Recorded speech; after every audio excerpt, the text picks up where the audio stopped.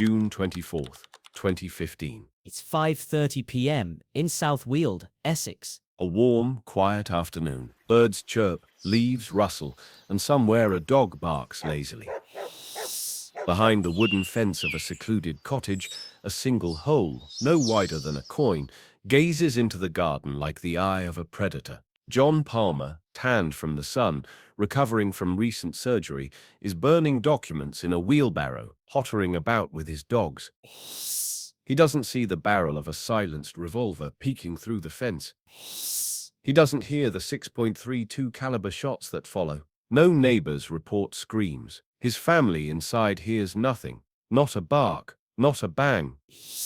Just sudden silence. By the time his son's girlfriend finds him collapsed near the patio, it's too late. Welcome to Unveiled Crime Mysteries channel, where I unveil mysterious true crimes, some lost to time, others fresh in memory. Justice might not be served, but the shadow is unveiled. Who ordered the execution of the notorious John Palmer? And how did the killers nearly get away with the perfect crime? A master criminal betrayed, a decades-long saga of gold bullion, luxury villas, and bold fraud, climaxing in a shocking unsolved murder, underworld ties and twists, international cartels, professional hitmen, and a hit carried out with chilling precision. A trail of secrets, a gold heist at Heathrow.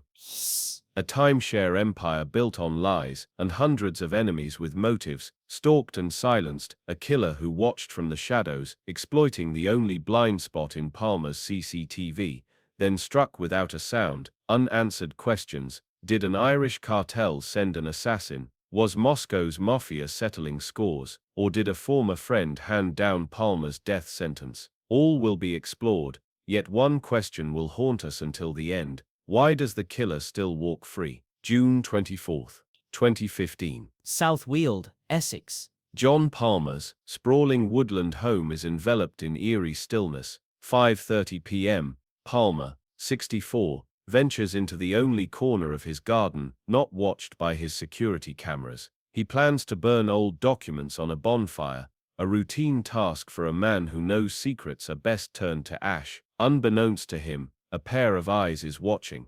Through a tiny spy hole, freshly scratched in the 5-foot fence, a gunman observes Palmer's every move. Palmer's longtime partner, Christina Ketley, will later say it was as if he was stalked like an animal by a predator hiding just out of sight. In a flash, the assassin makes his move. The killer scales the fence and confronts Palmer among the trees. A suppressed firearm coughs out a burst of gunshots. 3 shots hit Palmer before he can react, and as he collapses to the grass, 3 more rounds are pumped into him at point-blank range. Palmer is hit 6 times in the chest and abdomen, perforated by .32 caliber bullets. The cracks of gunfire are muffled by a silencer and the dense woodland. No neighbors report any sound. In the dusk, the killer slips back over the fence and vanishes as swiftly as he came. Inside the house, family members become alarmed when Palmer doesn't return. They step outside to a horrifying sight. John Goldfinger, Palmer lying face up on the ground, bleeding and unresponsive. His son drops to his knees and desperately administers CPR. Paramedics arrive to find large amounts of blood around the top of Palmer's shirt and several small wounds on his torso. To them it's a puzzling scene. Palmer had undergone keyhole chest surgery just weeks prior, and initially, the wounds are mistaken for surgical scars. One paramedic voices a concern: these holes don't look like typical gallbladder surgery marks. They're in the wrong places and not stitched. He quietly tells the police officers on the scene that something isn't right. But the responding officers see no obvious crime. The victim is a known older man with recent surgery and a history of heart trouble perhaps. They brush off the paramedics' warnings. When John Palmer is pronounced dead at the scene, the case is casually logged as a natural death, with no signs of foul play, and so the crime nearly slips through the cracks. Evidence lies hidden. Bullet casings, if any, remain unfound in the grass. Crucial CCTV footage from the neighborhood goes uncollected. Potential witnesses from that afternoon are not canvassed. The killer has 6 full days to cover their tracks, while authorities do nothing.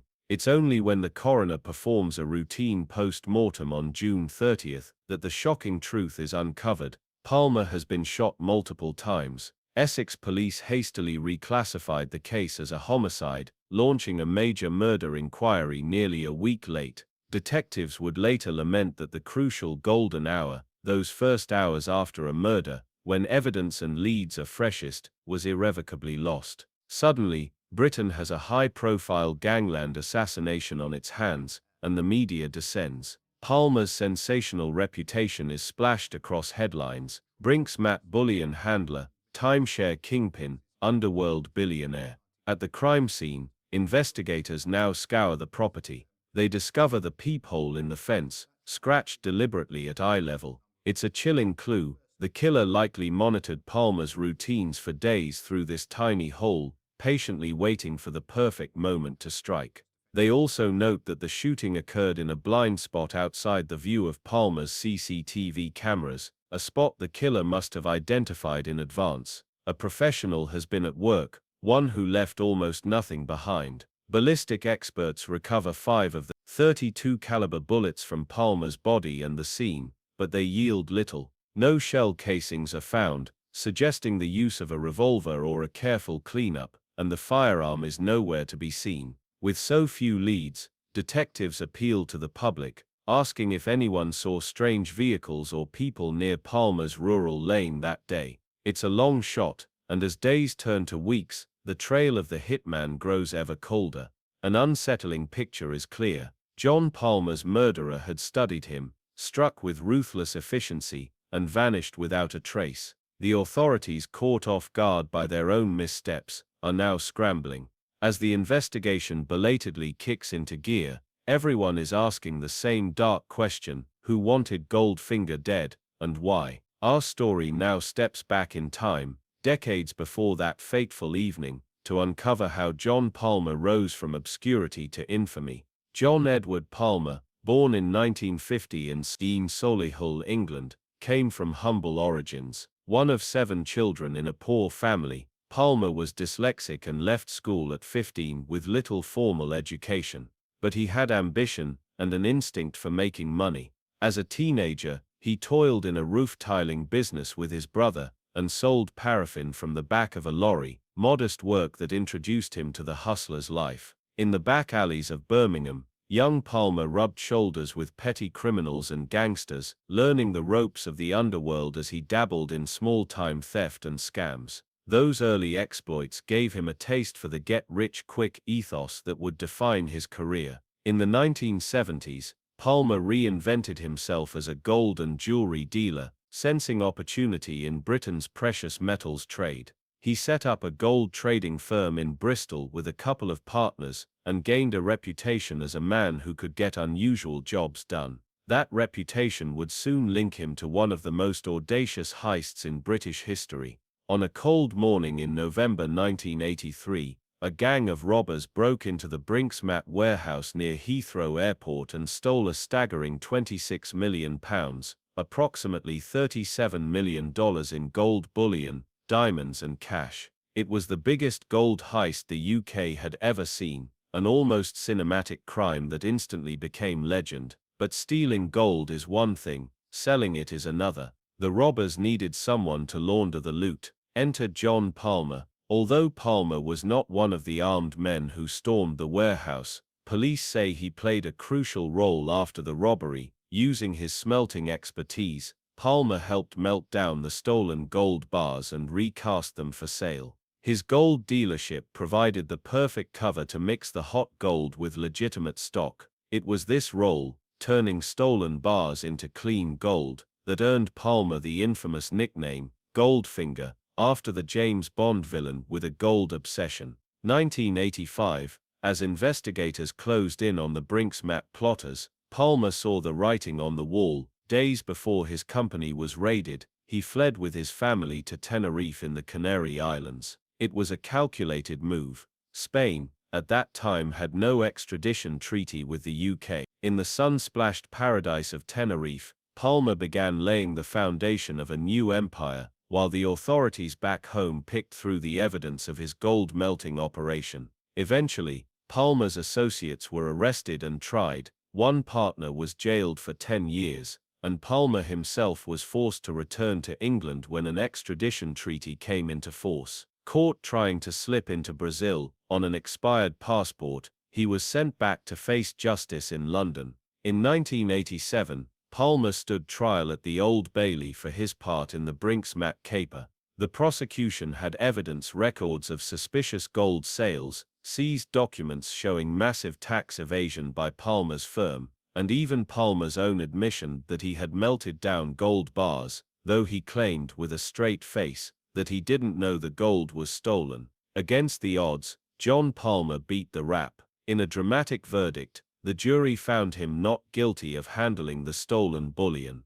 The courtroom was stunned. Palmer, ever brash, blew a kiss to the jurors in thanks. With that he walked free, earning a notorious sort of respect on the streets. One chapter of his criminal life closed, but another was just beginning. Palmer hopped on a plane straight back to Tenerife, likely believing he had kissed goodbye to the high-risk end of crime forever. Freed from the threat of prison, Palmer leveraged his ill-gotten riches to establish a glittering timeshare property empire on the Spanish island. At a time when thousands of British holidaymakers were dreaming of owning a slice of sun-soaked paradise, Palmer cornered the market in timeshare scams. He opened a massive development called Island Village near Playa de las Americas, and through charm and high-pressure sales tactics, enticed tourists to invest in vacation apartments. The pitch was tantalizing: luxury units, lucrative returns, a dream holiday home.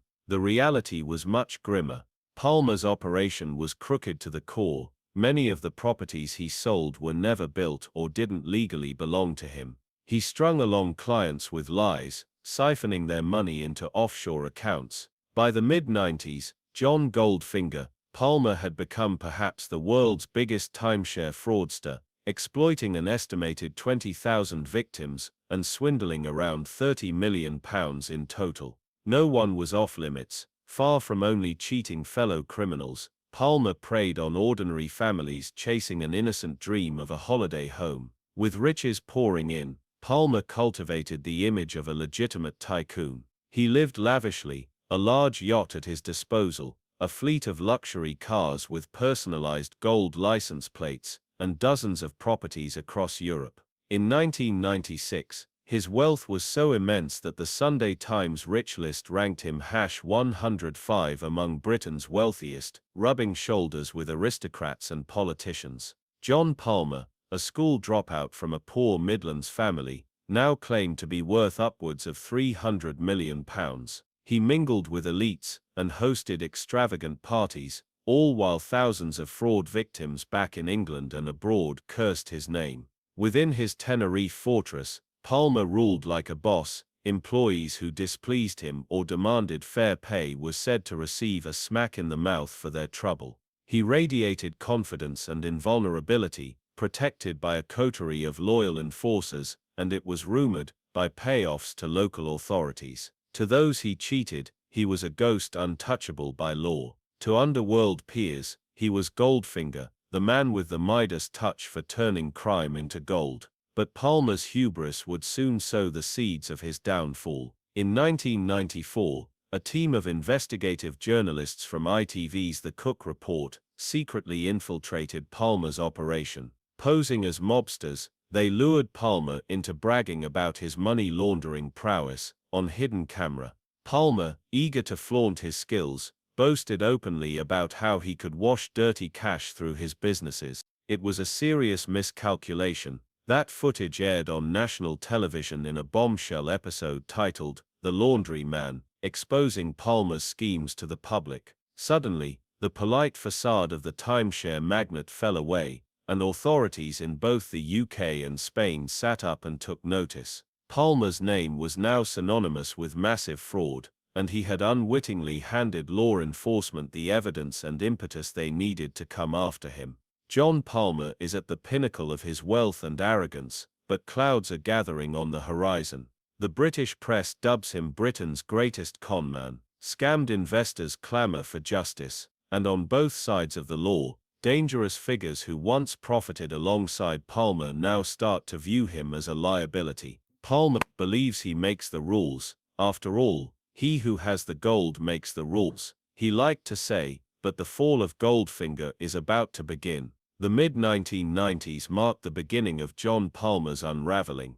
The sensational Cook Report expose puts Palmer firmly in the crosshairs of international law enforcement. Investigators from the UK Serious Fraud Office and Spanish authorities secretly intensify their scrutiny of his network. Palmer, ever defiant, doubles down on his operations, but now he's operating on borrowed time.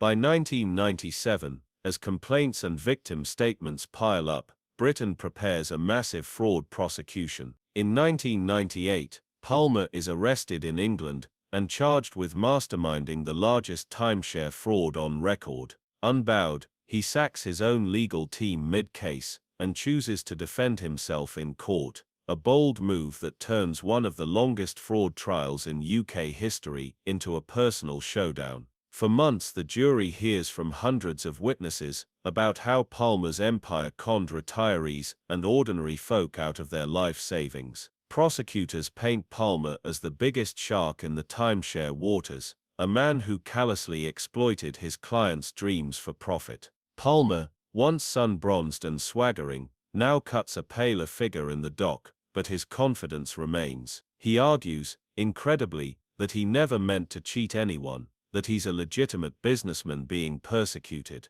The jury doesn't buy it. In 2001, Old Bailey, London, John Goldfinger, Palmer is found guilty on multiple counts of fraud. The verdict lands like a thunderbolt in the press. The untouchable conman has finally been caught. The judge sentences Palmer to 8 years in prison for a fraud that swindled an estimated 20,000 people out of around £30 million. In that moment, there are no playful kisses blown to the jury. Palmer's charm has run dry. Shackled and sent to a maximum security facility, he begins his first real stint behind bars. Yet even in defeat, Palmer's cunning doesn't desert him. Through legal maneuvers, he manages to stymie the UK Crown's attempts to confiscate his illicit fortune. At a confiscation hearing, authorities demand he repay £33 million of ill-gotten gains, but Palmer pleads poverty. After appeals, the amount is mysteriously reduced to just £2.3 million, a fraction of what he stole. Many suspect he hid his wealth offshore. Indeed, Palmer would declare bankruptcy in 2005, claiming debts of £3.9 million, all while rumor swirled that he had millions stashed away in secret. Palmer ultimately serves only 4 years, half his sentence behind bars. He is released in 2005, a free man, at least officially. But freedom isn't so sweet now. During his incarceration, the criminal landscape shifted. Palmer's dominance in Tenerife weakened, rivals encroached on his turf, and perhaps most ominously, some of Palmer's closest allies began to turn on him. In Spain, one of his financial advisors, a Brit named Paul Blanchard, had secretly become a police informant. Others in his entourage had cooperated with investigators to save themselves. The loyalty Palmer once commanded was eroding, replaced by fear and self-interest. Outside prison, Palmer's personal life was also in turmoil. His longtime wife Marnie had stood by him through the trial, but during and after his incarceration, Palmer had conducted relationships with other women. 2 of his mistresses, Christina Ketley and Saskia Mundinger, each bore him children, and by 2005, both were demanding hefty payouts to keep them in the lifestyle they were accustomed to. Juggling the financial demands of multiple families became yet another stress on Palmer. The Daily Mail would later dub this bizarre arrangement a harem, with Palmer trying to appease all sides. It's a soap opera twist to his gangster life. The fraudster who conned strangers now struggles to placate those closest to him. Meanwhile, Spanish authorities had not forgotten Goldfinger. 2007. In a dramatic turn, famed Spanish judge Baltasar Garzón, known for pursuing Chile's dictator Pinochet, indicts Palmer on fresh charges of fraud, money laundering, and illegal firearms possession. Evidence suggested that Palmer had continued running cons, even from behind bars, through trusted associates. His criminal enterprise never truly stopped. Spanish police arrested Palmer that year in Tenerife, sending shockwaves through his organization. He was locked up in a high-security Spanish jail, facing the very real prospect of a lengthy foreign prison term. Yet once again, Palmer wriggled out of tight confines. After 2 years incarcerated in Spain without trial, Palmer's lawyers succeeded in getting him released on bail in 2009. He walked out of prison into the Tenerife sunshine, but under strict conditions. He had to surrender his passport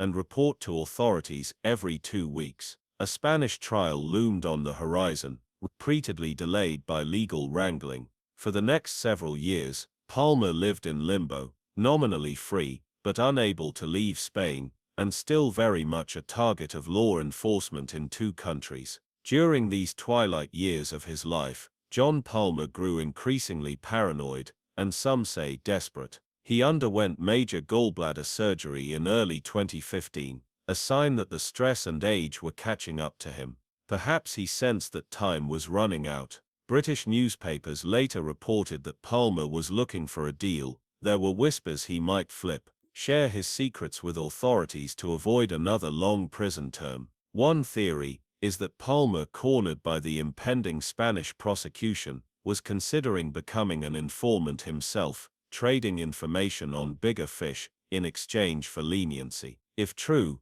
that decision would have signed his death warrant in the underworld. It's also believed that Palmer had begun borrowing money from dangerous sources to finance a comeback. An investigative report suggests he took loans from Russian mob-connected investors for a property venture, a venture that failed when he went to jail, leaving him deeply in debt to some very unforgiving people. As one associate later put it, Palmer's Russian contacts were far more cold-blooded than those he'd dealt with before. Now Palmer owed them money, and he was unable to pay. Throughout this period, unknown to Palmer, he was under intense surveillance. Starting in the late 1990s, British law enforcement had launched Operation Alpine, a top-secret intelligence operation to monitor Palmer's activities, involving electronic eavesdropping from a secure RAF base. They suspected Palmer had protectors in the UK police. Indeed, leaked files, Operation Tybalt, later alleged that corrupt Metropolitan Police officers shielded Palmer in the 1990s. To avoid these leaks, the Serious Organized Crime Agency kept tabs on Palmer from the shadows for years. Astonishingly, despite this 16-year surveillance, authorities either didn't anticipate the contract on Palmer's life, or were powerless to stop it. In June 2015, as he relaxed at home awaiting a Spanish trial, they watched from afar as a hitman slipped through and did what decades of law enforcement couldn't: permanently shut John Palmer up. John Goldfinger. Palmer stands at a precarious crossroads. He is a marked man, hounded by legal cases, hated by former friends, indebted to mobsters, and possibly willing to cut a deal. He has money troubles, health troubles, and a hitman's crosshairs upon him. The stage is set for the violent climax we witnessed in Act 1. Palmer's empire has crumbled. All that remains is score settling. The dominoes are about to fall. John Palmer's murder was not a crime of passion or random violence. It was a clinical hit. But who ordered it? In the absence of an arrest, a fog of theories has enveloped the case. Here we navigate the murky underworld connections and suspects that investigators have pondered, each with its own twists. 1. The Kinahan cartel connection. One of the most prominent theories centers on the Kinahan cartel, a powerful Irish organized crime group with international reach. Palmer had known associates linked to the Kinahans, and by 2015, the Kinahan syndicate was deeply involved in the drug trade and contract killings across Europe. British detectives quietly suspect that the Dubai-based Kinahan cartel arranged the hit on Palmer on behalf of someone else. How and why? Perhaps an old partner of Palmer's, someone in his inner circle, paid the Kinahans to eliminate him as a loose end. In this scenario, Palmer's knowledge of past crimes, or his rumored willingness to cooperate with authorities, made him a liability that had to be erased. The hitman, according to this theory, was not a lone wolf, but a hired gun, with Kinahan ties, possibly the same operative the cartel has used before. Indeed, two names have surfaced in media reports: James Quinn, a Dublin-born enforcer, and Imre Erikas, an Estonian ex-soldier turned professional assassin, both known associates of the Kinahan gang. Erikas in particular is feared as a globe-trotting hitman. He was arrested in 2017 for a Kinahan-ordered murder plot in a separate case. Did the Kinahans send one of these men, or another contract killer to Brentwood to silence Goldfinger? The evidence is mostly circumstantial. Whispers in the underworld, traces of an Eastern European hitman fleetingly in the UK at the time. Yet the Kinahan theory remains at the forefront for detectives, bolstered by intelligence that something was brewing between Palmer and the Irish mob, perhaps a dispute over money laundering routes, or Palmer muscling into cartel-controlled rackets in Spain. What we know is that Palmer had tangled alliances that extended to Ireland's crime elite, and if those soured, the Kinahans are more than capable of ordering an execution. 2. The Russian Mafia and Sofia 3. Another chilling theory reaches into the shadows of Eastern Europe. It posits that Palmer was marked for death by Russian organized crime, as retribution for his timeshare scams and unpaid debts. The key source here is Paul Blanchard, Palmer's former accountant turned informant, who in 2021 published explosive claims about a trio of Bulgarian contract killers called the Sofia Three. According to Blanchard, these three brothers operate out of Moscow under Russian mob protection, carrying out international assassinations for hire. Blanchard alleges that Palmer's activities in Tenerife had crossed the Russian mafia, either by infringing on their criminal enterprises, or by costing powerful Russians millions in failed investments. Recall that Palmer helped pioneer the first Russian timeshare ventures in the 1990s, even opening an office in Moscow, and later borrowed from Russian investors. When his schemes collapsed, some very dangerous people were left out of pocket. Blanchard claims the order to kill Palmer came from high-level Russian mobsters, who believed Palmer's timeshare frauds were impacting their interests. Essentially, Palmer had become more trouble than he was worth. The Sofia Three were allegedly dispatched expert assassins who plan meticulously, use untraceable poisons, and leave crime scenes bafflingly clean. Certainly the hallmarks of Palmer's hit, silenced gun, no DNA or fingerprint evidence, a well-timed escape fit the profile of a professional Russian-style contract killing. However, so far, Blanchard's testimony is just that, one man's testimony, and police have not publicly corroborated his claims. They haven't even officially interviewed him, suggesting either skepticism or a focus on other leads. Still, this theory underscores how Palmer's crimes were global. He was playing in a league that involved mafias far more ruthless than the old-school British crooks he knew. If the Russian mob wanted him gone, they certainly had the means to do it. It's a theory that adds an international cloak and dagger element to the mystery, complete with shadowy Bulgarian triggermen and whispers of Kremlin-connected vengeance. 3. Personal enemies and betrayals. Beyond organized crime syndicates, John Palmer had legions of personal enemies, any of whom might have wanted him dead. As one veteran crime reporter observed, there was no shortage of people, on both sides of the law, who had good reason to wish Palmer ill. Consider Palmer's criminal, Kenneth Noy, his old Brinks Mat associate, who himself turned murderous. Noy stabbed an undercover cop in the 1980s, and later killed a man in a road rage incident. Noy and others from the Brinks Mat saga might have harbored grudges. Indeed, many linked to that heist met violent ends over the years, feeding talk of a curse. Or perhaps a former lieutenant of Palmer's felt cheated by him. Palmer had a reputation as a high-rolling bully who hated parting with money. He often short-changed his own partners. A betrayed associate might have seen his murder as payback, or a convenient way to seize what remained of his empire. The Essex police have not ruled out that a personal vendetta could be at play, possibly someone close enough to know Palmer's routines, who then outsourced the actual killing to a hired gun. In fact, some suspect that the hitman was acting on behalf of a former Palmer ally, orchestrating the murder from afar. The use of a professional contract killer doesn't preclude a personal motive. It often signifies the opposite, a very calculated act by someone who wants distance from the deed. As our journey into John Goldfinger, Palmer's life closes, we leave you with the image of that empty hole in the fence, staring like an ominous eye into the Palmer estate. It's a silent testament to the assassin's patience, and a metaphor for the gaps still remaining in this case. One day perhaps, a new piece of evidence, or a hardened conscience will shine light through that spy hole, and reveal the truth. Until then, the murder of John Goldfinger, Palmer stands as a haunting unsolved crime, a final twist befitting a life defined by intrigue. Subscribe to my channel for more intriguing true crime stories dropping daily.